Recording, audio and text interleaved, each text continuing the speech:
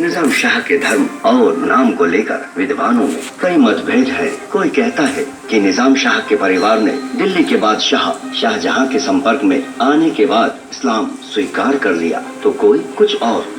उस जमाने में एक फैशन बन गया था मुसलमानों की जो तखल्लुस थे, टाइटिल, वो हिंदू राजा भी, गोंड राजा उनसे संपर्क में रहते थे ना, मुगल आर्मी के संपर्क में रहते थे। तो इनकी हिंदू संस्कृति तो थी, लेकिन आपसी व्यवहार के नाते वो तखल्लुस, वो टाइटिल, वो पदवी अपने यहाँ रखना शुरू कर दिए निजाम शाह। ऐसा कुछ नहीं है कि वो इस्लाम स्वीकार कर लिए थे, इस्लाम नहीं स्वीकार किए थे, एक तरह से फैशन था दिल्ली से लेकर के यहाँ तक। धर्म कुछ भी रहा हो, मगर उनकी संस्कृति और रहन सहन पूरा गोंडों के जैसा ही था।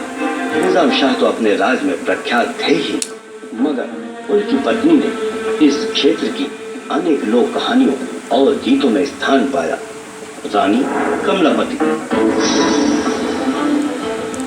रानी कमलापति चौधरी रामचंद्र की बेटी थी और आने वाले समय में भोपाल शहर का भाग्य इन्हीं के हाथों बदलने वाला था। प्रोमिनेंट गोंड राजा जिस एरिए में है वो है राजा रामचंद्र। राजा रामचंद्र की एक बेटी है कमलापति, और कमलापति के लिए उन्हें एक लड़का चाहिए, और जब वो लड़के की तलाश शुरू होती है तो लिटरली एक स्वयंवर होता है, और जब वो स्वयंवर होता है तो उसमें निजाम शाह जीतते हैं और रानी कमलापति की शादी उनसे हो जाती है और सब कुछ ठीक चलता रहता है। लेकिन किसी कहानी का परफेक्ट एवर आफ्टर तो हजम नहीं होता ना, तो वही हुआ और कुछ लोगों ने उसे जहर देके मार दिया। निजाम शाह की हत्या उन्हीं के भतीजे आलम शाह ने की, जिसे कहीं चैन शाह भी कहा जाता है। आलम शाह किन्नौरगढ़ से करीब 80 किलोमीटर दूर चैनपुर बाड़ी का शासक था और अपने और निजाम शाह के परिवार में चली आ रही शत्रुता को सीने में पाला हुआ था। मौका देखकर आलम शाह ने निजाम शाह को अपने किले में दावत दी। निजाम शाह दोनों परिवारों के संबंध ठीक करने के मन से चैनपुर बाड़ी पहुंचे, जहां उन्हें षड्यंत्र के तहत जहर मिला हुआ खाना खिलाया गया और हत्या की गई। गोंडों का जो शासक था निजाम शाह, उसकी हत्या धोखे से कर दी गई। निजाम शाह को मारकर भतीजा आलम शाह अब किन्नौरगढ़ पर कब्जा जमाना चाहता था। जब रानी को ये बात पता चली तो वे अपने बेटे नवल शाह को लेकर अपने राज्य के इस छोटे से किले पर भाग आई।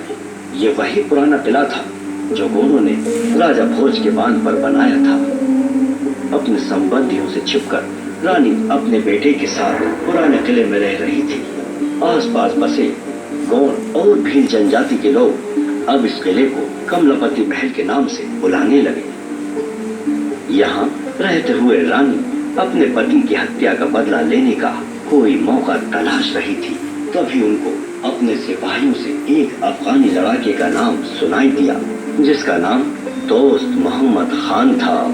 रानी कमलापति को दोस्त मोहम्मद की कहानी सुनने के बाद यकीन हो गया कि दोस्त निजाम शाह की मौत का बदला लेने में काम आ सकते हैं, और इस मंशा से रानी ने दोस्त मोहम्मद को भोपाल आने का न्योता दिया।